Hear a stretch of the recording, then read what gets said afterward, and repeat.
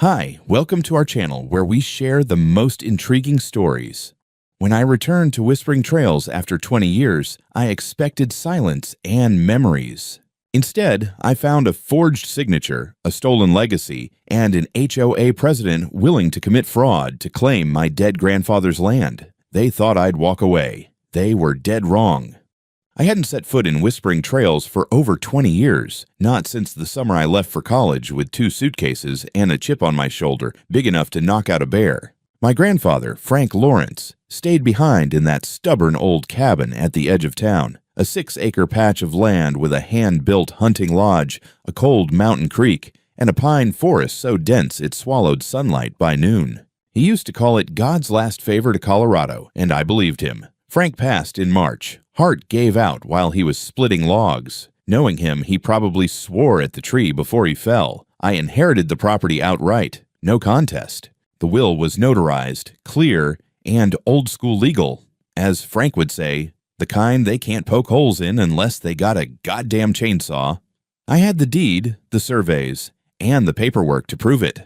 3 months later, I rolled back into Whispering Trails in a black pickup with Denver plates, a cooler full of beer, and zero patience for HOA politics. I wasn't here to renovate or flip it. Not yet anyway. I needed space. I needed silence. And more than anything, I needed to stand inside the last place that felt like it had meaning before I buried my own soul under a pile of tech startups and venture capital spreadsheets. The cabin hadn't changed. The porch still creaked like a cranky old man. The rusted weather vane still spun with a wobble. I stayed quiet the first 2 days, just chopping firewood, walking the property lines, and fixing up the shed roof before it collapsed under its own pessimism. The neighbors kept their distance. A few cautious waves, one guy on a mountain bike who slowed down, maybe wondering if I was a squatter or just another Californian who'd bought land sight unseen. I didn't care. The air smelled like wet soil and pine needles. That was enough. Then, on the 3rd morning, I found an envelope taped to the gate. No stamp, no return address, just a gold-embossed seal with 3 trees and the words Whispering Trails Community HOA. I opened it right there, leaning on the fence post, coffee in one hand, letter in the other.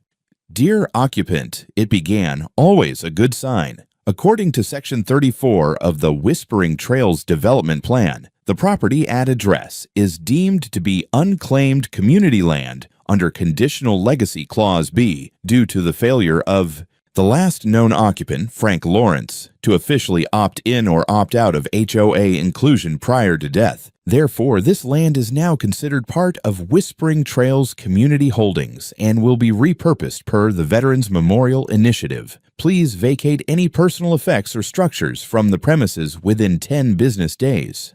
Sincerely, Karen M. Flynn, President, Whispering Trails, HOA.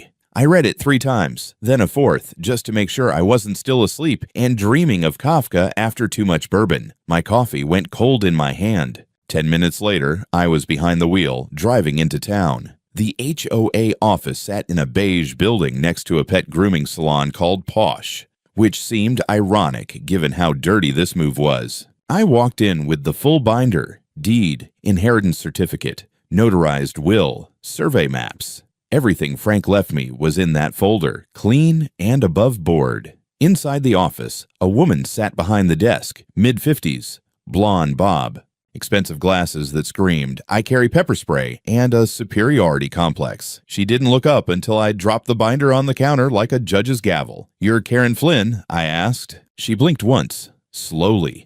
Like I was a fly, she was deciding whether to swat or tolerate. "I am. Do you have an appointment?" "No. But you mailed me a piece of fiction that says you now own my grandfather's land. So, here I am bringing you the facts." I opened the binder, laid out the documents like cards in a poker hand. Deed, will, county tax assessments, topographical boundary maps. Karen glanced at them like they were expired coupons. "I'm sorry," she said flatly. "These aren't valid." I stared at her. "Come again." "They're not official under HOA standards. That property was included in the revised community plan, and since there was no formal opposition filed before Mr. Lawrence's passing, the parcel defaulted to community legacy status." I laughed. Not a polite laugh. the kind of laugh that gets you thrown out of fundraisers. Lady, this land was never part of your HOA. Frank Lawrence specifically refused to join it. He called it, and I quote, a bunch of lawn-obsessed fascists who think mailbox color is more important than liberty. Her jaw twitched. If you persist in occupying community property, I'll have to escalate this. Oh, please do, I said. Escalate your way through the state registry, the county land office, and the goddamn ghost of my grandfather. That's when she picked up the phone, pressed one button, spoke 3 words into the receiver. I need police. I stood there, stunned, as she looked at me like a criminal. Within 15 minutes, a deputy sheriff pulled into the lot. To his credit, he was calm, young, and clearly aware that this was HOA drama and not a hostage situation. I handed him the paperwork. He flipped through it, sighed, and asked if I could wait outside while they sorted things out. I waited. Eventually, the deputy came back out and returned my documents. This looks legit, he said.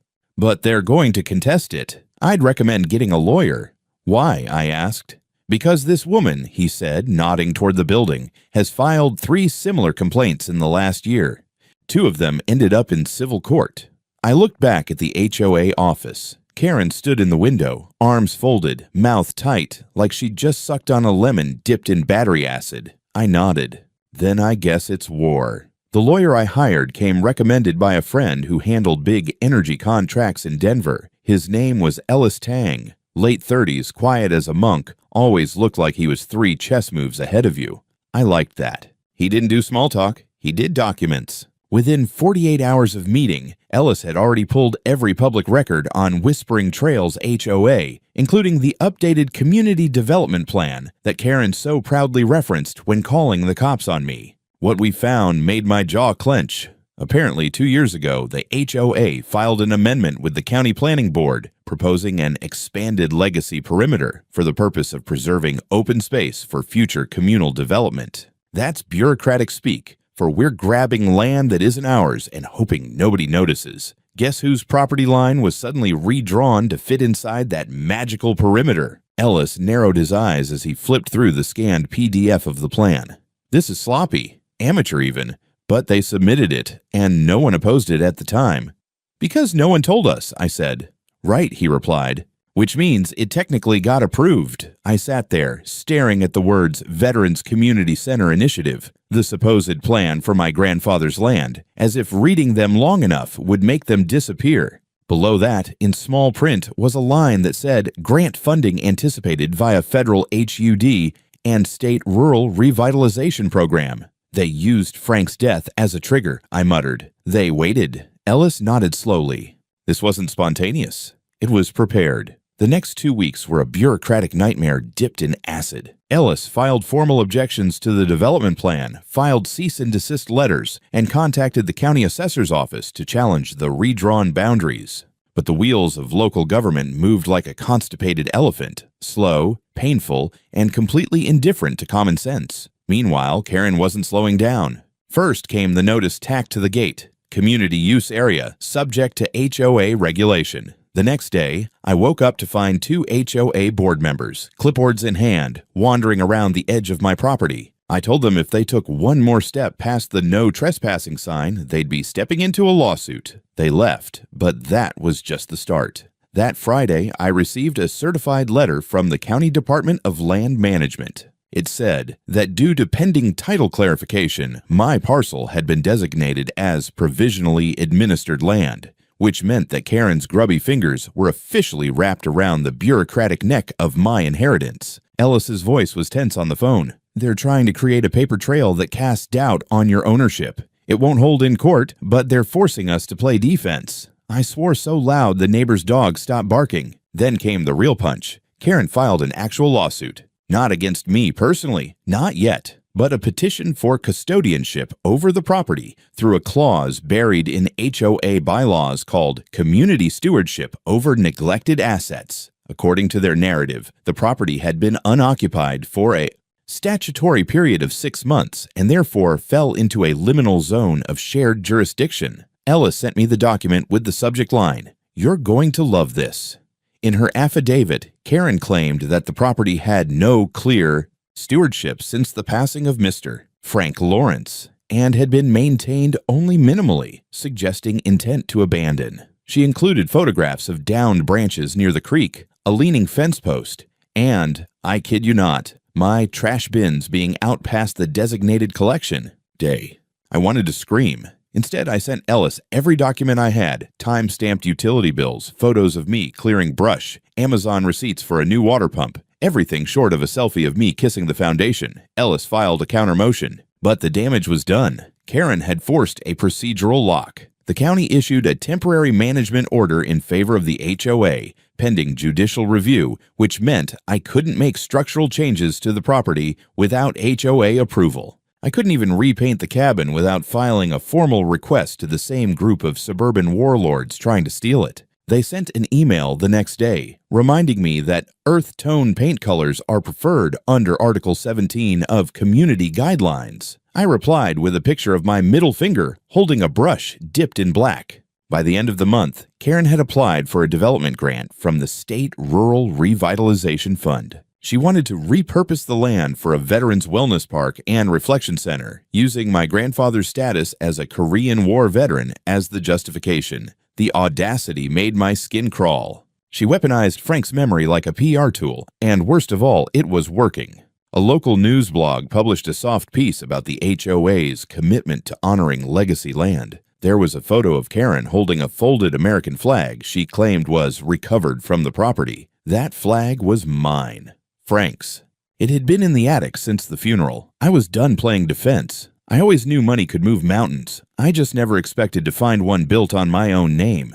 It started with a throwaway comment Ellis made during a strategy call, late one night after he'd spent 8 hours combing through county budget records and HOA financials. You know, he said, sipping what had to be his 5th cup of coffee, "It's weird. The HOA's legal fund tripled its reserves 2 years ago, right around the time they expanded their development plan. The timeline is suspicious."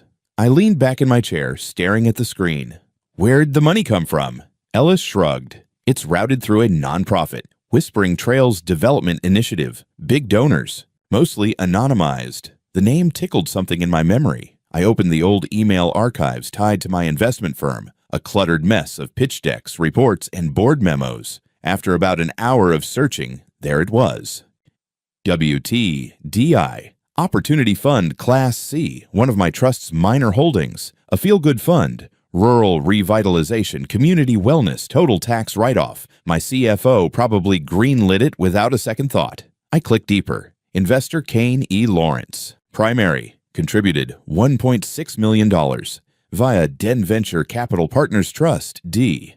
My stomach dropped. I wasn't just some guy they were trying to screw over. I was paying for the pleasure. I called Ellis. "Jesus Christ," he muttered after I explained it. "You're not just funding the HOA's operations. You might be paying for Karen's lawyers." That was the moment something in me snapped. Within 48 hours, my financial manager had drafted the necessary pullback orders. The trust froze all ongoing disbursements to WTDI, citing material conflict of interest and misuse of charter intent. I ordered a forensic review of all grant allocations issued over the last 3 years. Then I made it public. I sent a letter that notarized, sharp, and designed to bleed to the HOA board, the Development Fund's board of directors, the local media, and the Colorado Attorney General's office. Effective immediately, all funding previously granted to Whispering Trails Development Initiative through the Den Venture Capital Partners Trust is suspended pending investigation of fiduciary misconduct, unauthorized use of grant money, and potential fraudulent land acquisition under false pretenses. I ended it with one line in bold. I refuse to bankroll corruption designed to steal my grandfather's home. The fallout was instant. Karen called a special emergency board meeting. Locked doors, no press. But it was too late. Reporters were already knocking. The story broke that afternoon. Investor freezes HOA funding amidst land theft scandal. My name was front and center. I didn't mind. Let them see it. Within a day, the fund's account was under audit by both state and federal regulators. The state attorney general's office issued a statement. "We take allegations of fraudulent land acquisition and improper grant usage seriously. A preliminary inquiry has been initiated." Karen tried to spin it, released a tone-deaf statement about commitment to community integrity and temporary funding interruptions. But her voice trembled at the press conference, and for the first time, the tight veneer of control cracked. That weekend, I got an anonymous email. No name, no signature, just scanned PDFs. Internal emails between Karen and the fund's now silent executive director. One line jumped out. If he ever figures out the WTDI link, kill the Veteran Center narrative immediately. She knew. She knew exactly who I was, where the money came from, and how fragile her little empire was. She didn't care. She planned to milk the fund until the property was flipped, sold to some civic redevelopment shell, and her hands washed clean. Too bad for her, I wasn't in the mood to stay clean. I filed 2 new actions, one federal complaint with HUD's Office of Inspector General and another with the Colorado State Auditor. Ellis called in favors. We got a meeting with a regional HUD investigator who didn't like fraud, especially when it involved abusing veteran programs. By the end of the meeting, he'd asked for everything: grant files, emails, HOA, meeting minutes, property assessments, even photographs of the land. That was the moment we turned from defendants into aggressors. Karen must have felt it. The next day, someone in a gray Lexus tried to accidentally clip the back end of my truck in the grocery store parking lot. It didn't work, but the message was clear. So I left my cabin lights on that night, but sat in the dark with a loaded shotgun across my lap, just in case. Frank wouldn't have blinked. Neither did I.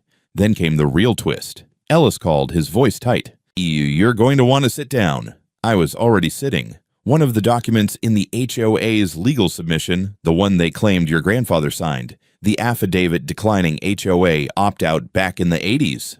Yeah, it's fake. The notary listed on it, disbarred 5 years ago, convicted of forgery. We have a certified expert review confirming the signature is fabricated. For a long second, I didn't speak. Then I started laughing.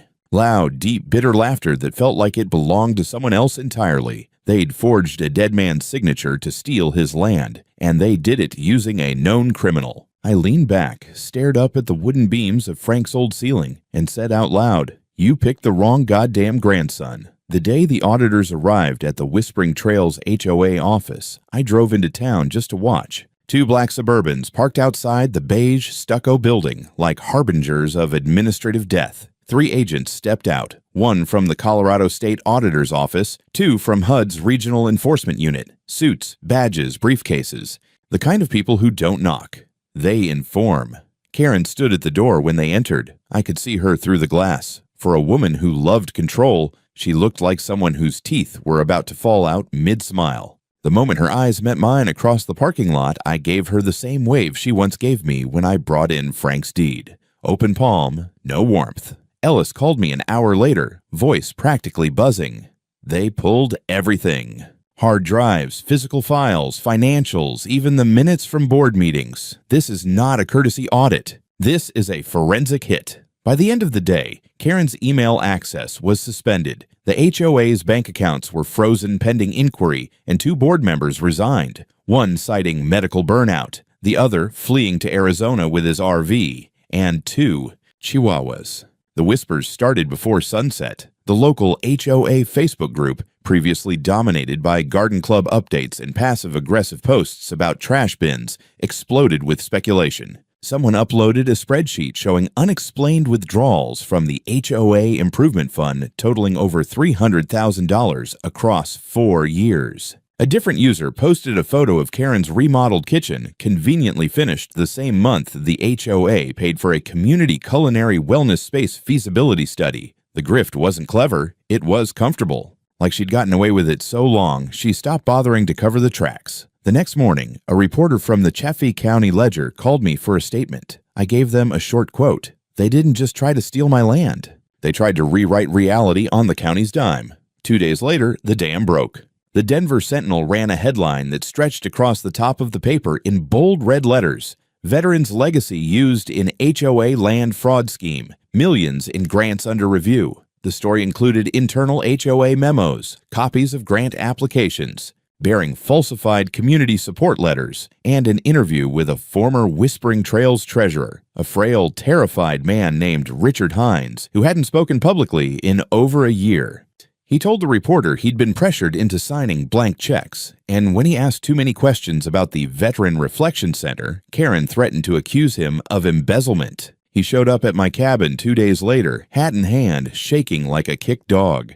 I didn't know what she was doing at first, he told me, voice hoarse. Then I saw the checks going to her daughter's college fund. And the landscaping company, they never showed up. She told me to shut up and sign. I brought him inside, made coffee, and took his sworn statement. Ellis filed it with the court before the sun went down. More came forward after that. A woman in her 60s who'd been evicted from her home 3 years prior after her husband died, her name scrubbed from the deed after the HOA claimed delinquent fees she never owed. A young couple whose backlot mysteriously became public green space overnight. A man who lost a shed and workshop when Karen claimed it violated architectural congruency and called in county code enforcement. Each story echoed the same pattern: isolation, legal overwhelm, and compliance under pressure. I began to feel it like a bruise beneath the skin. This wasn't just about me or Frank. This was systemic. Karen had created a structure that fed on confusion and fear, and people, real people, had lost homes because of it. Hood's investigative team made it official. A public memorandum cited probable cause for criminal misconduct, including misappropriation of federal grant funds, fraudulent land acquisitions, and falsification of administrative documents. The Office of the Inspector General opened a parallel inquiry.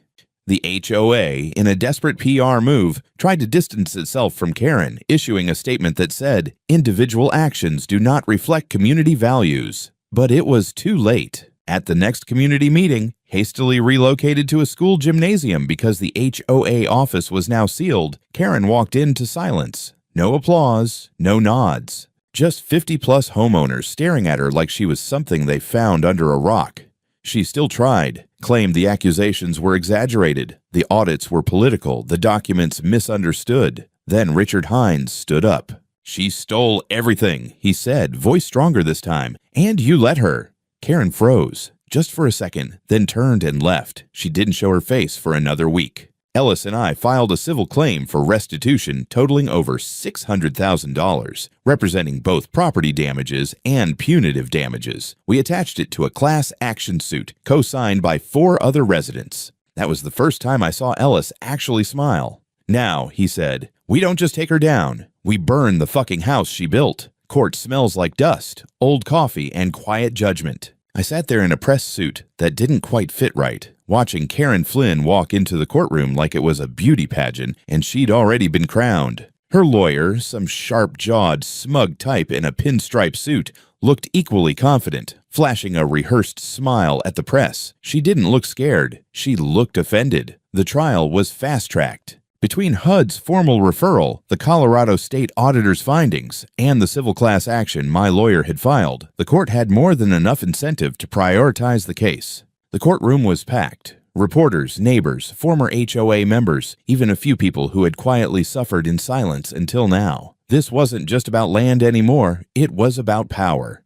The kind of power that thrives in cul-de-sacs, hidden behind bylaws and garden regulations. Ellis, cool as always, laid out our case in opening arguments. "This is not a dispute over grass height or mailbox paint," he told the jury. "This is organized fraud, the deliberate misuse of federal funds, the falsification of public documents, and the systemic abuse of homeowners who trusted a community organization, only to be exploited by it." Karen's team tried to paint her as a passionate community leader who had been misled by incompetent board members and overwhelmed by the scope of her responsibilities. They leaned hard on the idea that she was merely executing decisions made by others. She never signed checks, they said. She only followed board votes. She didn't personally benefit. That's when Ellis dropped the receipts. Bank transfers to her personal account, labeled board stipend reimbursement. HOA checks used for community event decor that matched invoices from a Vermont hotel, a wire to a private college under the name of her daughter. The jury stared in silence as each one flashed on the overhead monitor. Then came the bombshell, the affidavit Karen submitted months ago, claiming my grandfather had tacitly consented to HOA jurisdiction. Ellis passed it to the court clerk. It was our turn to weaponize the forgery. Ellis called a forensic document analyst to the stand. Calm, gray-haired, steady hands. He testified that the notary listed on the affidavit, a Clifford R. Mendez, had been stripped of his license 5 years ago for document fraud. The signature didn't match any verified samples. The stamp was a fake, purchased from an online vendor who coincidentally had records of shipment to Karen's P.O. box. Karen's lawyer objected, of course, claimed the document had been provided by a third party and that Karen had no knowledge of its authenticity. But the damage was done. The judge asked Karen directly if she'd reviewed the document before submitting it to the county as evidence. She said yes. The courtroom was dead silent. That's when things got dicey. During cross-examination, Karen's lawyer pulled out one of our own exhibits, my grandfather's notarized will, and claimed that document had inconsistencies in the notary seal. Ellis stood up so fast his chair nearly tipped over. Objection. The judge allowed it, with hesitation. I sat frozen as the court brought in a different handwriting analyst, a court-appointed one. She reviewed the document, tilted her head, squinted. "I see a mismatch on the seal pressure," she said carefully. "The signature looks legitimate, but I cannot confirm with full certainty that the seal is original." The oxygen left my lungs. A murmur rippled through the courtroom. For a few terrifying minutes, everything we'd built, every affidavit, every filing, every headline, felt like it might unravel under one grainy stamp and a broken notary seal. The judge called a recess. I stepped outside, pacing the marble floor of the courthouse like a man waiting for the executioner to tap him on the shoulder. Ellis was already on his phone. He didn't say a word, just listened, then hung up. He turned to me. "We got him." "Who?" "The original notary, the real one. He moved to Arizona, retired." "But we found him." 2 hours later, an old man named Gregory Stone, sunburned, ponytailed, and proudly wearing a T-shirt that said, "Notary publics do it by the book," walked into the courtroom and confirmed under oath that he had notarized Frank's will. He even had his original notary log with Frank's signature, thumbprint, and a photo from that day. I nearly collapsed. Karen, on the other hand, looked like someone had just flipped her soul inside out. The trial resumed. The court reinstated the will. Ellis gave the closing argument like he'd been waiting his whole life for it. This woman tried to erase a man's legacy to build a monument to her own ego. She didn't just break the law, she broke the public trust. The jury didn't take long. They found Karen Flynn guilty on all counts: fraudulent use of federal funds, forgery of legal documents, unlawful seizure of private property, abuse of fiduciary duty as president of a nonprofit, obstruction of justice. The judge ordered her immediate remand to custody pending final sentencing. She stood, trembling, lips tight, as the bailiff took her by the elbow. I didn't smile. I didn't gloat. I just watched the door close behind her and thought, that sound? That's justice locking itself in for the night. Sentencing was scheduled 3 weeks after the verdict. The courtroom was quieter this time. Fewer reporters, no cameras, no murmuring HOA loyalists. Just a few residents in the pews, some with arms crossed, others holding folders of their own evidence, as if still afraid it might all slip away. Karen entered in a beige jail-issued pantsuit, hands cuffed at the front. The dye in her hair had started to fade, revealing gray at the roots. She looked smaller than I remembered, not physically but in presence. Like someone who had once stood on a self-built pedestal and now realized the whole damn thing was made of cardboard and lies. The judge was firm, calm, and visibly exhausted from the circus she'd presided over. Before the sentence was delivered, victims were allowed to speak. First was Richard Hines, the former treasurer. His voice cracked halfway through, but he kept going. "She made me complicit. I lost my reputation, my friends. People thought I was stealing. I didn't know how to fight back." Then came Mrs. Delaney, the widow who'd been forced out of her home after her husband died. She held up the notice the HOA had nailed to her door. Her hands shook. "I still have nightmares," she said. "They told me if I didn't leave, I'd be fined $500 a day. I couldn't afford to stay. I left behind 40 years of life. I was the last." I walked to the podium, looked at Karen, and then turned to the judge. "My grandfather wasn't a rich man," I said, "but he had something worth more than money: his land, his principles, his refusal to be bullied. He spent decades keeping this community safe and quiet and sane, and this woman tried to steal his legacy for a grant application. She turned patriotism into PR. She made a business out of fraud and abuse. I don't want vengeance. I want assurance that people like her never do this to anyone else again." The judge nodded once and opened the folder in front of her. "Karen Elizabeth Flynn," she began, "you were entrusted with power by your community. You used that power to enrich yourself, to deceive government agencies, and to forcibly remove citizens from their homes. Your actions were not negligent. They were calculated, sustained, and self-serving. Then came the numbers. 12 years of federal imprisonment, no parole before year 7. Restitution of $1.2 million in fraudulently obtained grant funds. Additional fines totaling $400,000 for civil damages. Personal liability for punitive damages in the civil suit, an additional $600,000 split among 5 named plaintiffs. Ban from serving in any fiduciary, nonprofit, or HOA-related role for life. The courtroom didn't cheer. This wasn't a movie, but I swear I heard someone quietly whisper, "Finally." Karen didn't cry. She didn't apologize. She just stared ahead, stone-faced, as the bailiff took her by the arm and led her out the back. But the hammer hadn't fallen alone. 2 HOA board members were indicted on misdemeanor charges for negligent misappropriation of funds and received suspended sentences, along with community service and full removal from office. The HOA as a legal entity was dissolved by court order. Its assets, including 2 checking accounts, a building lease, and a fleet of rented maintenance equipment, were liquidated and distributed toward restitution. Then came the final ruling on my land. The court declared the 6-acre property and all structures upon it exempt from any past, present, or future jurisdiction of any HOA, citing both the original deed and the fraudulent schemes attempted against it. A new entry was placed in the county registry. Private estate, protected title class, no administrative liens permitted. It felt like winning back more than property. It felt like restoring something that was stolen long before Karen ever saw a dollar. Ellis met me outside the courthouse, smiling the way a man does after surviving a war he didn't want to fight. "Congratulations," he said, handing me the final docket. I looked at the paper, my name, my grandfather's land, one clean line that said ownership verified, title clear. We shook hands. The kind of handshake you only do when it cost both of you too much to get here. For the first time in months, the land was quiet again. Not the silence of threat, not that brittle tension I'd grown used to, like waiting for a phone to ring with bad news, but the honest quiet of nature, trees breathing, creek running, wind pushing through pine needles like fingers over strings. I stood on the back porch of the cabin, coffee in hand, and listened to it like I was learning a language all over again. The court had cleared the property. My name was on every line that mattered, the deed, the title, the protected status. I could have walked away, sold it, flipped it, made a tidy profit, gone back to my condo in Denver and let this entire saga become a dinner party anecdote.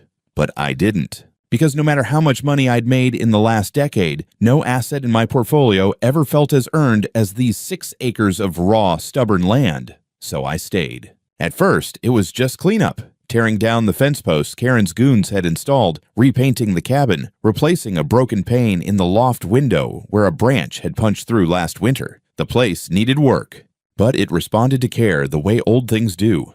Slowly, with patience, as if testing whether I meant it. The mailbox still had Frank's name on it. I left it that way. The neighbors started coming back around. At first, cautiously, a wave here, a nod there, then longer conversations. Some offered help, others just wanted to apologize. Apparently, Karen's grip had been tighter than anyone realized. She ruled not with law, but with implied consequence. Fines that never got documented, violations that weren't real, and gossip weaponized with surgical precision. They were ashamed. I didn't blame them. It's easy to doubt yourself when someone speaks with confidence and holds a clipboard. One afternoon, a teenage girl, maybe 16, knocked on the cabin door. She said her grandmother had lived in Whispering Trails before being coerced into selling her house at a discount after missing a few HOA payments. Her voice trembled when she spoke, but her eyes were steel. "She cried when she saw what you did," the girl said. "She said you made it okay to be mad. That hit harder than any verdict, so I made a decision." I contacted a few people I knew, not venture capitalists or real estate sharks, but folks who cared about legacy, community, and impact. Together, we formed a private foundation. No HOA, no board of Karens, just a simple, unincorporated trust with one mission: protect the land and honor its stories. We called it the Whispering Trails Veterans Heritage Center. Not a park, not a museum, a living space where veterans and their families could come for weekend retreats, storytelling workshops,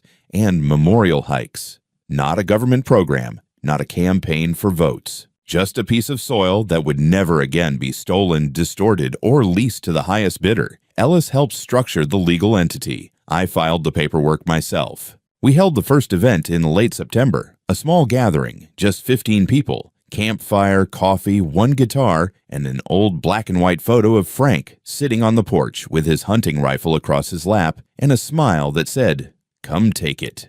I kept the crowd small on purpose. Bigger would come later. I even invited the new interim mayor, a younger guy, skeptical of HOA overreach, who'd quietly started drafting new policies on nonprofit accountability in unincorporated communities. He stood beside me during the opening remarks, looked out at the forest, and said, "You know, this place feels real."